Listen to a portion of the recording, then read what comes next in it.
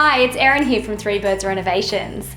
In this renovation that we did, we've decided to go with a European style laundry, so the washer and dryer are stacked inside the cupboard behind me.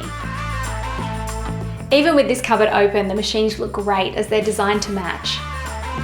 This washing machine has a range of wash options, from specialised cycles for delicate fabrics to smart dosing, which means the machine automatically uses the correct amount of detergent depending on the cycle and reduces water waste and residue on your clothes.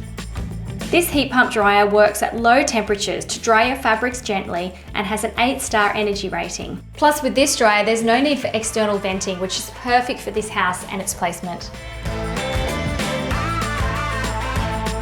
On the lower level here, we chose to put in an air conditioning high wall split system unit.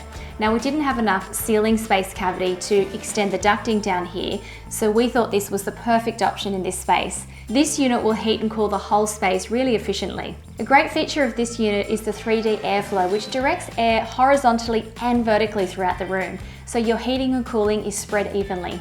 It comes with a self-cleaning function that stops dirt from accumulating and reduces the growth of mold and bacteria.